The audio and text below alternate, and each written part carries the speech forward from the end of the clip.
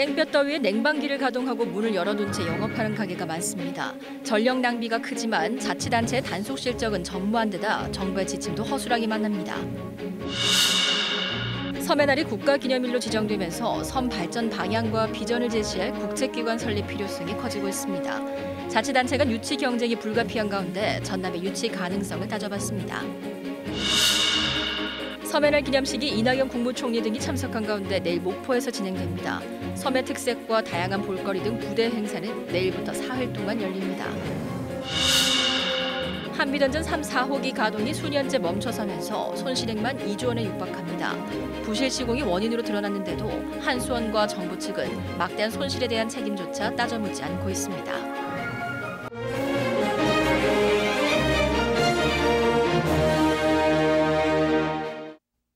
목포에서 전해드립니다. 정부가 지난 2012년부터 에어컨을 켠 채 문을 열고 영업하는 이른바 개문냉방을 단속하고 있는데요. 하지만 도심 상가를 가보면 문을 활짝 열고 영업하는 곳이 많습니다. 정부가 단속을 공고할 때만 과태료를 부과하다 보니 제대로 지켜지지 않는 겁니다. 실태를 김혜린 기자가 취재했습니다. 폭염 경보가 내려진 광주의 상가 밀집 지역. 한 매장이 에어컨을 켜놓고 출입문을 활짝 열어뒀습니다. 인근 매장의 문도 열려 있습니다. 문을 닫은 채 영업할 경우 매출에 타격이 있다는 게 업주들의 설명입니다. 밀려는 게 그냥 지금 일부러 밀려버린 거잖아요. 투명이라도 하면서 이렇게 그래서 일부러 밀려버렸어요. 여기 라인에서 문 같은 것도 조금 힘들 거예요. 개문냉방을 한 채 영업을 하는 매장 문 앞 온도를 측정해봤습니다. 한낮 기온보다 월등히 낮아서 이곳을 지나기만 해도 냉기가 느껴질 정도입니다. 이럴 경우 전력 소비가 최대 4배나 늘어나지만 단속은 부실합니다. 최초 적발은 경고, 2차례 적발부터 과태료가 부과되지만 2012년 제도 시행 이후 관할 구청의 과태료 부과 실적은 0건입니다. 단속을 하고 행정처분을 하려면은 산업통상자원부에서 공고를 해야 합니다. 근데 최근 3년 동안에는 에너지 사용 제한 금지 조치가 없었습니다. 예비 전력이 10% 이하로 떨어져 산업통상자원부가 지침을 내릴 때만 단속이 가능하다 보니 평상시에는 계도 수준에 머물고 있습니다.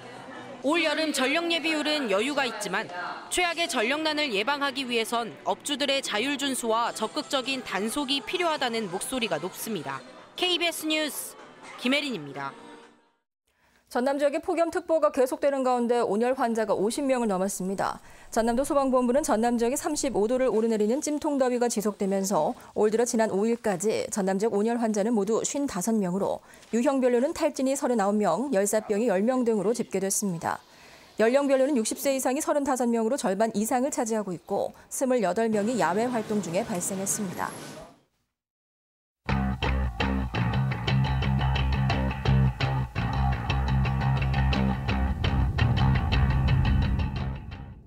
국가기념일인 섬의 날 첫 기념 행사가 하루 앞으로 다가왔습니다. 이번 행사를 계기로 섬 정책을 총괄할 국책기관 설립의 필요성이 확산될 것으로 보이는데요. 섬의 날 기획보도 오늘은 마지막 순서로 국립섬발전연구원 설립의 필요성과 전남의 유치 가능성을 따져봤습니다. 박상훈 기자입니다. 문민정부 시절인 1996년, 당시 김영삼 대통령은 부산항에서 열린 제1회 바다의 날 기념식에서 해양전담부처의 신설을 공식화했습니다. 대통령의 약속으로 해양수산부 신설은 속도를 냈고 그해 8월 국무회의 의결을 거쳐 출범했습니다. 제1회 섬의 날 기념식장을 찾을 이낙연 총리의 축사에 주목하는 이유가 여기에 있습니다. 축사에 섬 정책을 총괄할 국립섬발전연구원 설립 필요성이 언급되면 후속 조치는 탄력을 받을 수 있습니다. 이 총리는 지난 2016년 전남지사 시절 전국 시도지사 총회에서 섬의 날 제정 안건을 제안하는 등 섬의 날 제정을 주도했습니다. 국립섬발전연구원은 섬의 생활환경 개선을 위해 필요한 정책 개발과 해양 관광 수요를 주민 소득과 연결지을 수 있는 관광 활성화 정책을 지원하는 역할을 최우선 과제로 추진할 예정입니다. 이 때문에 전국에서 섬이 가장 많은 전남이 최적지로 꼽히고 있습니다. 섬 정책의 모든 부분을 아우르면서 총괄하는, 그래서 하나의 방향을 설정해서 그 방향으로 섬의 발전을 추구해 나가는 그러한 정책을 수립하고, 그래서 전라남도 이제 유치하는 것이 가장 좋지 않겠는가. 전남의 미래 성장 동력인 섬 개발을 이끌 섬발전연구원 설립이 섬의 날 기념식을 통해 속도감 있게 추진될 수 있을지 관심이 집중되고 있습니다. KBS 뉴스 박상훈입니다. 제1회 섬의 날 행사는 내일부터 사흘 동안 주민 모두가 참여하는 페스티벌 형식으로 치러집니다. 주요 행사와 볼거리를 최정민 기자가 전해드립니다. 한낮 무더위가 가장 심한 8월 8일을 섬의 날로 지정한 이유는 무엇일까? 8월의 섬은 먹거리, 볼거리, 즐길거리가 가장 풍부한 데다 숫자 8을 옆으로 누이면 섬의 무한한 발전 가능성을 의미하는 수학기호 무한대로의 변경이 가능하기 때문입니다. 자부심도 우리들은 매우 크죠. 목표가 너무 낙후됐잖아요. 모든 것이 다 발전이 됐으면 좋겠습니다. 섬의 날로 인해서. 전국 섬의 60%를 차지하는 전남이 제1회 섬의 날 행사를 내일부터 사흘 동안 치릅니다. 주제는 만남이 있는 섬, 미래를 여는 섬. 특히 김대중 노벨평화상 기념관이 위치한 평화의 섬 목포 사막도에서 섬의 날을 개최해 평화의 메시지도 담을 예정입니다. 섬의 날 행사는 단순 국가 기념 행사를 넘어 섬 주민과 국민 모두가 참여하고 즐기는 이른바 썸 페스티벌 형식으로 진행됩니다. 전국 12개 팀이 참여해 풍어제와 추러제 등 섬 민속 경연 대회는 물론 섬에 대한 어린이들의 관심을 유도하기 위한 그림 대회도 열립니다. 또 섬의 역사와 현재, 미래를 담는 주제관에서는 지자체와 유관기관 등 53개 기관이 섬 정책을 소개하고 섬 관광 홍보관을 사흘 내내 운영합니다. 특히 섬 주민과 함께 섬의 지속 가능한 발전 방향을 모색하는 토론회는 물론 전국 섬 주민협의회 선언문도 채택할 예정입니다. 섬 사람들의 축제가 될 수 있도록 하고 앞으로 섬에 관한 다양한 볼거리도 제공하면서 여러 가지 섬에 관한 정책들을 제기해 나가는 계기가 될 수 있도록 할 겁니다. 세계 최초로 대한민국에서 가장 먼저 지정된 섬의 날. 무한한 가능성을 갖고 있는 대한민국 섬이 기상을 꿈꾸고 있습니다. KBS 뉴스 최정민입니다. 목포대 도서문화연구원이 섬의 날 기념 행사에서 그동안 수집해온 섬 생활도구를 전시합니다. 이번에 전시되는 섬 생활도구는 모두 1,500점으로 섬 문화의 개성은 물론 섬 사람의 애환과 역사를 담아 문화재 가치가 높은 것으로 평가받고 있습니다. 도서문화연구원은 또 섬에서 희망을 찾다라는 주제로 오는 9일 학술 토론회도 개최할 예정입니다.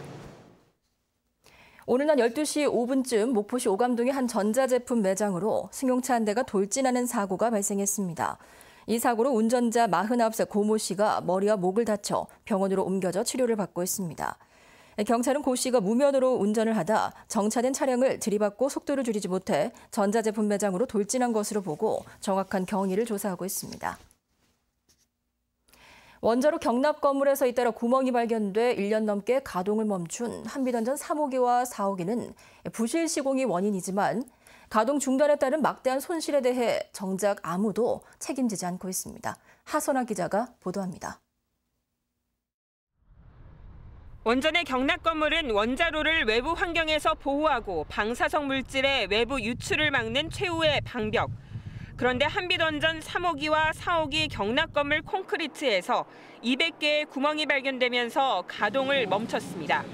가동 중단 기간만 4호기는 2년 2개월, 3호기는 1년 2개월에 이릅니다. 3호기 정비는 거의 마무리됐지만 최근 1.5m가 넘는 대형 구멍이 발견된 4호기는 아직 정비 계획도 나오지 않았습니다. 구조 건전성 평가를 이번 달 안에 하는 걸로 평가가 이제 불만 조각이 나오면 추가적인 정비 방법이라든가 그 절차가 좀 더 있기 때문에 조금 더 시간이 길어질 가능성이 있습니다. 한비 3, 4호기 부실 시공에 따른 가동 중단으로 그 손실액도 갈수록 늘고 있습니다. 시간당 평균 송전량과 판매 단가, 2개 발전기의 가동 중단 일수 등을 종합하면 지금까지 손실액만 이미 1조 8천억 원을 넘어섰습니다. 지난해 기준 한수원 매출액의 5분의 1이 날아간 셈입니다. 보수 비용도 550억 원으로 추산되는 데다 가동 재개 시점도 불투명해 손실액 규모는 더 늘어날 전망입니다. 부실 시공이 가동 중단의 원인이지만 어찌된 일인지 시공사에 대한 책임과 배상에 대해서는 소극적입니다. 한국수력원자력은 손해배상 시효가 지났다며 시공사인 현대건설에 책임을 물을 수 없다는 입장이고 주무부처인 산업통상자원부도 1.5m 대형 구멍이 발견된 후에도 그 어떤 공식 입장도 내놓지 않고 있습니다. 제대로 성실하게 하지 못함으로 인해 가지고 실은 국가에 굉장히 지금 피해를 많이 끼치고 있는 상황이거든요. 그래서 이런 것은 굉장히 좀 심각하다고 보는 거죠. 부실 시공이 낳은 가동 중단과 막대한 손실. 하지만 정작 아무도 책임을 묻지도 따지지도 않는 상황에 의구심만 커지고 있습니다. KBS 뉴스 하선아입니다. 목포시가 섬해날 기념 대한민국 썸 페스티벌 개최 기간에 유료 문화시설을 무료로 개방합니다. 목포시는 행사 기간 많은 관람객이 찾아올 것으로 예상된다며 목포의 역사 문화예술 자원을 널리 알리기 위해 유료로 운영 중인 각종 문화시설을 무료 관람으로 결정했다고 밝혔습니다. 이에 따라 사막도의 목포 어린이 바다과학관과 원도심의 근대역사관 1, 2관, 목포 문학관 등이 오는 8일부터 사흘 동안 무료로 개방됩니다. 목포에 사는 30대 남성이 홍역으로 확인돼 격리 조치됐습니다. 목포시 보건소는 감기 증세로 목포 시내 병원을 찾은 38살 김모 씨가 지난 5일 홍역으로 확진 판정받아 격리 조치됐다고 밝혔습니다. 보건당국은 이 남성의 가족 등 접촉자 230명을 모니터링했지만 이들에게 특별한 증세는 없었다고 밝혔습니다.